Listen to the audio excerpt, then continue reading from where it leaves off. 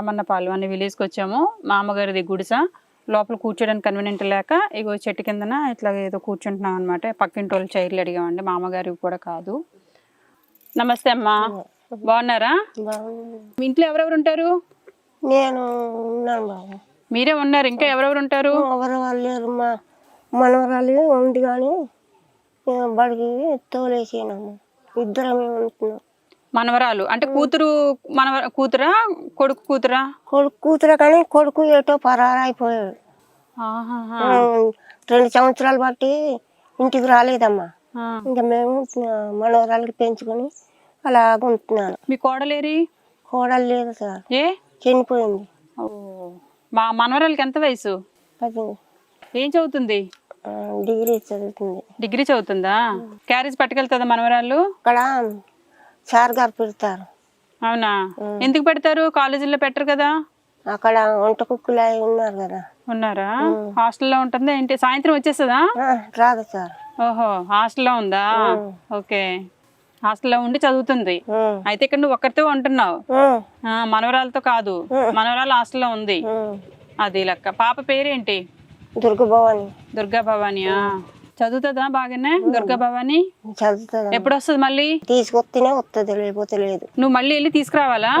నేను వాళ్ళకి పంపిస్తాను, తెలిసి వాళ్ళకి. అది దగ్గర కాదమ్మా, జీమాడుగులు. పోనీలేమ్మా. అయితే మీ ఆయన ఎలా చనిపోయారు? అదేదో నొప్పి తెలిసి వెళ్ళిపోయారు. మా బాబు పురిటి కండు ఉంటే అప్పుడు చనిపోయారు. అయ్యయ్యో, మీ భర్త కూడా తొందరగా చనిపోయారు. పాపకి కూడా తల్లి లేదు, తండ్రి లేరు. అయ్యో, కష్టమే పాపం మీకు. సరేలేమమ్మ. అయితే నీకు బియ్యం అవి వస్తున్నాయి, సరిపోతున్నాయా? గుడానికి బియ్యం వస్తున్నాయి. సరే, సరిపోతున్నాయా? సరిపోతున్నాయి. సరే, నేను మళ్ళీ ఇస్తాను, తీసుకోండి. బియ్యం ఇస్తాను, తీసుకుంటారా? తీసుకుంటాను. తెప్పించనా? గవర్నమెంట్ పెన్షన్ వస్తుంది కదా, టైంకి వస్తుందా? ఆ పెన్షన్ డబ్బులు అలా చేసి చదివించుకుంటున్నాను. అవునా? మీకు ఇంకా అక్క చెల్లెళ్ళు పిల్లలు ఎవరు లేరమ్మా? ఎవరు వచ్చి సాయం చేసే వాళ్ళు ఎవరు లేరా? నాకు ఎవ్వరు లేరమ్మా. ఎవరు లేరు. ఈ ఒక్కరు కూడా మళ్ళీ మనవరాలకి తోడు అనమాట. మనవరాలకి మా అమ్మ తోడుంటే ఆవిడ సేఫ్టీగా ఉంటారు. రండి, తీసుకొచ్చేయండి రేషన్.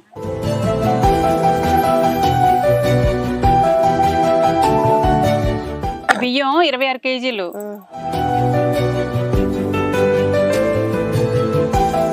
సరే, అలా మామకి చెప్పండి.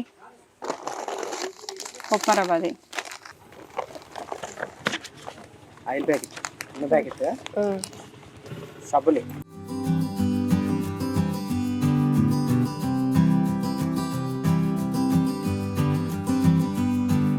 పచ్చ డబ్బా, సబ్బులు.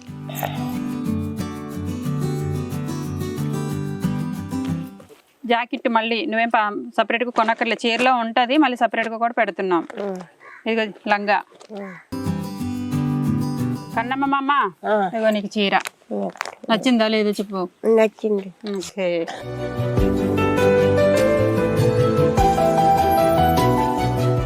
ఖర్చులకి డబ్బులు కూడా ఇస్తున్నాను. మీ మనవరాలు వచ్చేసరికి ఇవి దాచి, నువ్వు ఎలాగ దాచి పెడుతున్నావు కదా, ఇవి కూడా ఉంచు. మీ మనవరాలకి బట్టలు ఉన్నాయి, కారులో ఇస్తానుండు.